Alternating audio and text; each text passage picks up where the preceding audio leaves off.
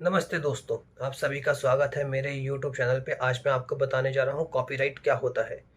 कैसा हो अगर बिना आपको पता लगे कोई आपके ओरिजिनल वर्क की कॉपी करके उससे बेनिफिट ले रहा हो।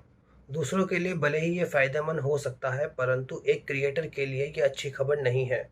कॉपीराइट एक ऐसा कानून है जो इन कार्यों को लीगली प्रोटेक्ट करता है ताकि ऑनर के राइट की सुरक्षा की जा सके। आज के डिजिटल वर्ल्ड में कॉपीराइट अत्यधिक इम्पोर्टेंट है, क्योंकि इंटरनेट पर किसी कंटेंट को रिप्रोड्यूस और डिस्ट्रीब्यूट करना काफ़ी आसान हो गया है। तो कॉपीराइट एक क्रिएटर को उसके कार्य की ओनरशिप प्रदान करता है। इसका मतलब यह है कि आप अपने कार्य को इंटेलेक्चुअल प्रॉपर्टी के रूप में प्रोटेक्ट कर सकते हैं। कॉपीराइट प्रोटेक्शन के कई सारे बेनिफिट हैं। सबसे महत्वपूर्ण यह है कि कॉपीराइट वर्क को सिर्फ कॉपीराइट होल्डर द्वारा ही यूज़ किया जा सकता है। आपके लिए यह जानना जरूरी है कि कॉपीराइट के द्वारा किस टाइप के वर्क को प्रोटेक्ट किया जा सकता है।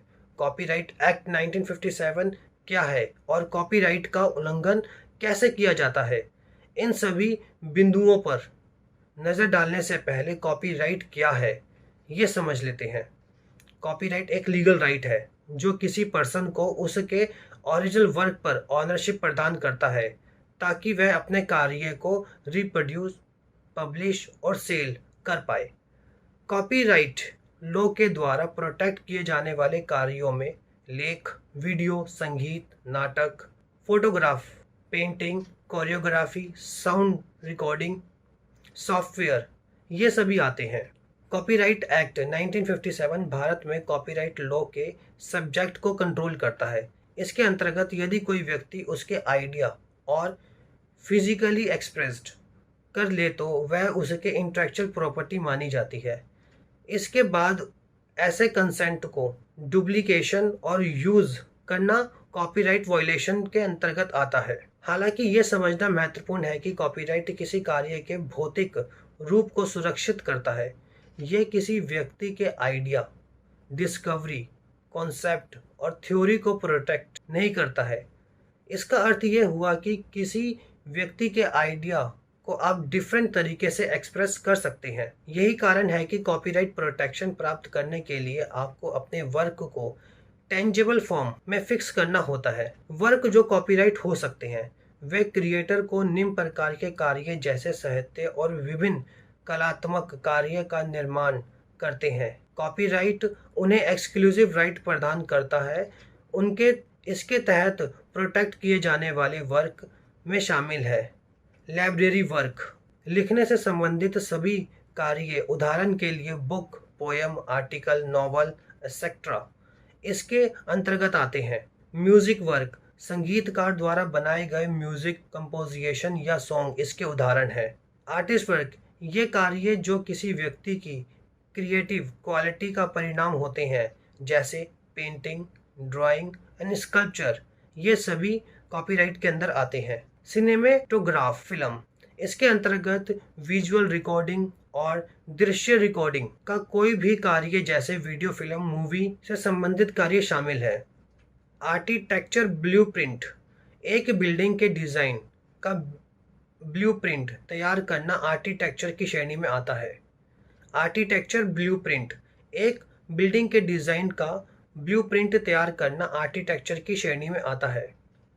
साउंड रिकॉर्डिंग, कोई भी ध्वनि रिकॉर्ड जैसे म्यूजिक, पॉडकास्ट या अन्य साउंड इसके अंतर्गत आते हैं। कंप्यूटर प्रोग्राम या सॉफ्टवेयर, किसी व्यक्ति या आईटी कंपनी द्वारा बनाए गए सॉफ्टवेयर या कंप्यूटर प्रोग्राम भी कॉपीराइटेड हो सकते हैं। कॉपीराइट के अंतर्गत आने वाले इन कैटेगरीज को देखें तो ये काफ़ी बड़े एरिए को प्रोटेक्ट करते हैं। इसके अलावा इन कार्यों को डुप्लीकेशन से सुरक्षा देने के लिए अलग अलग टाइप के कॉपीराइट एक्ट भी बनाए गए हैं। कॉपीराइट होल्डर के राइट, भारत में कॉपीराइट एक्ट 1957 के तहत एक कॉपीराइट होल्डर को उसके कार्य के लिए अलग अलग टाइप के राइट प्रदान किए गए हैं। ये कार्य के मालिक को इकोनॉमिक और मोरल राइट देने का काम करते हैं। कार्य को रिप्रोड्यूस करने का अधिकार, इसके अंतर्गत सिर्फ कॉपीराइट होल्डर ही प्रोटेक्टेड वर्क की कॉपी बना सकता है। यदि कोई दूसरा व्यक्ति इस कार्य को उपयोग में लाना चाहता है तो उसे सबसे पहले ऑनर की परमिशन लेनी होगी। अपने कार्य को डिस्ट्रीब्यूट करने की स्वतंत्रता का अधिकार, संक्षेप में किसी ओरिजिनल वर्क या उसकी कॉपी दूसरे तक कैसे ट्रांसफ़र करनी है और वह लोगों को फ्री में उपलब्ध होगी या चार्ज लगेगा, इसका भी अधिकार सिर्फ कॉपीराइट होल्डर के पास ही होता है। इसी प्रकार कॉपीराइट होल्डर के पास उसके द्वारा किए गए वर्क को डिफरेंट लैंग्वेज में ट्रांसलेट करने का राइट भी प्रदान है। उदाहरण के लिए अगर किसी मूवी जो कि इंग्लिश में है उसको हिंदी में डब करनी है, तो ये आपको पहले ऑनर से परमिशन लेनी पड़ेगी, उसके बाद ही आप उसको हिंदी में डब कर पाएंगे। कॉपीराइट ऑनर के पास अपने वर्क को पब्लिकली परफॉर्म करने के राइट भी होते हैं, यानी वे अपने कार्य को ब्रॉडकास्ट कर सकते हैं या ड्रामे के माध्यम से लोगों तक पहुंचा सकते हैं। कॉपीराइट इन्फ्रिंजमेंट क्या है? कोई व्यक्ति अगर कॉपीराइट मटेरियल को बिना ऑनर की परमिशन के यूज़ या उसका प्रोडक्शन करता है तो उसे कॉपीराइट इन्फ्रिंजमेंट कहते हैं। इस कानून के तहत एक ऑनर को उसके कार्य के ऊपर एक्सक्लूसिव लीगल राइट प्राप्त होते हैं जो उसे अलग अलग प्रकार के बेनिफिट प्रदान करते हैं। यदि कोई कॉपीराइट वायलेशन करता है तो उसके अगेंस्ट कई तरह से लीगल एक्शन लिया जा सकता है। इन कॉपीराइट प्रोटेक्टेड वर्क को उपयोग में लेने के लिए आपको ऑनर की परमिशन लेनी होगी। लाइसेंस एग्रीमेंट के माध्यम से भी कार्यों को इस्तेमाल में लिया जा सकता है।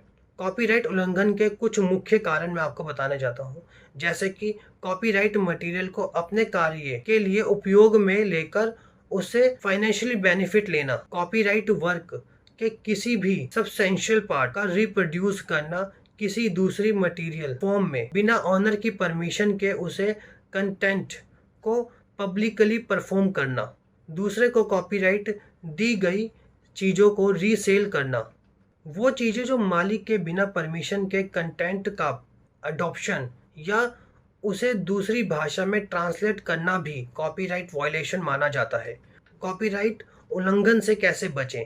यदि कोई कॉपीराइट उल्लंघन करता है तो उसके खिलाफ कानून के अंतर्गत कड़ी कार्रवाई की जा सकती है। इससे बचने के लिए आप कुछ बातों का ध्यान रखें। ये मान लें कि किसी व्यक्ति द्वारा प्रोड्यूस किया गया वर्क कॉपीराइट लॉ के अंतर्गत प्रोटेक्टेड हो सकता है। यदि आप किसी ओरिजिनल कंटेंट को उपयोग में लेना चाहते हैं तो बेहतर ये होगा कि कॉपीराइट होल्डर से परमिशन ले लें। कुछ ऑनर अपने कार्य के रिप्रोड्यूस या यूज़ करने के पैसे भी लेते हैं। ऐसे भी हैं जो अनुमति प्राप्त कर सकते हैं, बशर्ते आप उन्हें प्रॉपर क्रेडिट दें। तो किसी कंटेंट को उपयोग में लेने से पहले ऑनर के टर्म ऑफ यूज़ को जरूर जांच लें।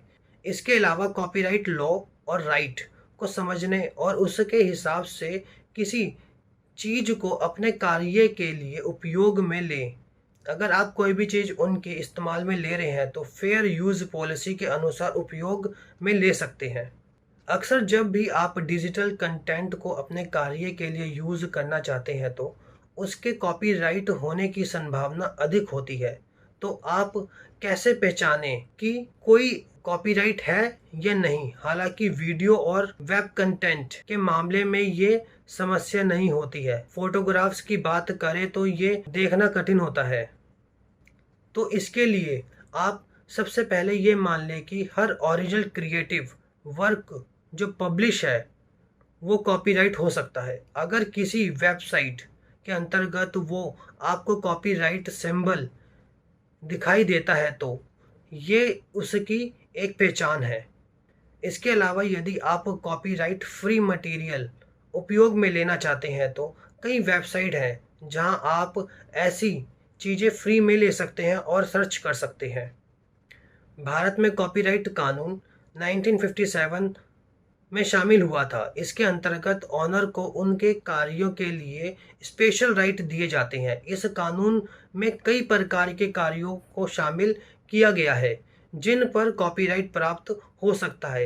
एक्ट में सेक्शन 14 के आधार पर ऑनर को उसके कार्य पर विशेष अधिकार जैसे reproduction right, publication right, adaptation right and translation right दिए जाते हैं। एक्ट के अंतर्गत ओरिजिनल वर्क को ही कॉपीराइट प्राप्त होता है। इसका अर्थ यह है कि वर्क जिसे अन्य सोर्स से कॉपी नहीं किया गया हो, किसी कार्य को कॉपीराइट प्रोटेक्शन उसी वक्त प्राप्त हो जाता है जैसे ही वो कार्य सक्रियता में आता है। इसके लिए रजिस्ट्रेशन करवाने की कोई जरूरत नहीं होती। हालांकि कार्य की कुछ विशेषता श्रेणियों में इसकी जरूरत पड़ती है। इस एक्ट के अंतर्गत ऑनर को दो टाइप की प्रोटेक्शन प्राप्त होती है, इकोनॉमिक राइट और मोरल राइट। में ये भी दर्शाया गया है कि यदि कोई मूल कार्यों का डुप्लीकेशन करता है तो उसे कॉपीराइट वायलेशन के अंतर्गत सजा दी जा सकती है। अगर आपके कार्य का कोई अपने फायदे के लिए उपयोग करे तो आप ऑनरशिप क्लेम कर सकते हैं। भारत के कॉपीराइट एक्ट को 1957 को पूरा समझने के लिए मैं एक और वीडियो अपलोड करूंगा जिसके अंदर सिर्फ कॉपीराइट की ही बात की जाएगी और कॉपीराइट को मैं एक एक पॉइंट से सारी बातें उसके अंदर समझा दूंगा। कॉपीराइट, पेटेंट और ट्रेडमार्क में डिफरेंट क्या है? कॉपीराइट वो एक्सक्लूसिव राइट है जो किसी पर्सन को कानून द्वारा उसके कार्य पर प्राप्त होता है। इसका मूल पर्पस किसी क्रिएटिव वर्क को डुप्लीकेशन से प्रोटेक्ट करना होता है ताकि ऑनर को उसके कार्य का पूरा हक प्राप्त हो सके। ये कानून ऐसा कार्य पर लागू होता है जो ओरिजिनल हो। कॉपीराइट ऑनर के रूप में आपको ये राइट तभी मिल जाते हैं जैसे कि कंटेंट आप क्रिएट कर रहे हो या आपने क्रिएट करा हो। पैटर्न क्या होता है? पैटर्न कॉपीराइट से थोड़ा डिफरेंट होता है। ये किसी व्यक्ति के इनोवेशन को लिमिट पीरियड के लिए प्रोटेक्ट करता है। इसकी कुछ शर्तें होती हैं जैसे इनोवेशन यूनिक हो, उसका कुछ यूजफुल पर्पस हो और सबसे जरूरी वो ओरिजिनल होना चाहिए। तो इसके बीच एक बड़ा अंतर यह है कि कॉपीराइट एक्सप्रेशन ऑफ आइडिया पर प्राप्त होता है जबकि पैटर्न किसी इनोवेशन और टेक्निक पर प्राप्त होता है। ट्रेडमार्क क्या होता है? इन दोनों से काफी हद तक डिफरेंट है। ये आमतौर पर एक वर्ड, फेस, सिंबल या डिजाइन को प्रोटेक्ट करता है। उदाहरण के लिए ट्रेडमार्क किसी प्रोडक्ट या सर्विस पर उपयोग किए जाने वाले ब्रांड नेम और लोगो की सुरक्षा करता है। ट्रेडमार्क रजिस्ट्रेशन करवाने के लिए किसी व्यक्ति को उसके ब्रांड नेम पर ऑनरशिप या लीगल राइट प्राप्त होता है। कॉपीराइट के कुछ बेनिफिट भी हैं। ऑनर को उसके ओरिजिनल वर्क पर ऑनरशिप प्रदान करता है जिससे कार्य को डुप्लीकेशन से रोका जा सकता है। रजिस्ट्रेशन करवाने पर आपको एक लीगल प्रोटेक्शन से मिल पाता है। यदि कोई आपके कार्य की कॉपी बनाता है तो आपके पास ऑनरशिप का पब्लिक रिकॉर्ड होता है। इसकी वैलिडिटी आपके जीवित रहने तक और मृत्यु के बाद 70 साल तक आपकी रहती है। कॉपीराइट ऑनर अपने वर्क को रिप्रोड्यूस कर सकता है, साथ ही उसकी कॉपी बनाकर सेल भी कर सकता है। ये अलाउ करता है कि आप इनफ्रिंज यानी कि उल्लंघन के अगेंस्ट एक केस फाइल भी कर सकते हैं। क्रिएटर को इंसेंटिव यानी कि प्रोत्साहन मिलता है और क्रिएटिव वर्क करने के लिए। इस वीडियो में मैंने आज आपको बताया है कि कॉपीराइट क्या होता है, जिसके अंतर्गत कई पहलुओं को, कई बातों को मैंने आपको समझाया है। खास कर कि डिजिटल क्रिएटर के लिए इसे समझना काफ़ी महत्वपूर्ण है क्योंकि आजकल ऑनलाइन कंटेंट का रिप्रोडक्शन करना काफ़ी आसान है। अगर आप देखें तो आजकल कॉपीराइट इन्फ्रिंजमेंट की घटनाएं काफ़ी हो रही हैं, जो ज़रूरी है कि आप कॉपीराइट की जानकारी रखें। अगर आपको ये जानकारी अच्छी लगे तो मेरे YouTube चैनल को सब्सक्राइब कीजिए, बेल आइकन को प्रेस कीजिए और मेरी वीडियो को लाइक एंड शेयर कीजिए। और मुझे आप इंस्टाग्राम पे फॉलो कर सकते हैं। Thank you all.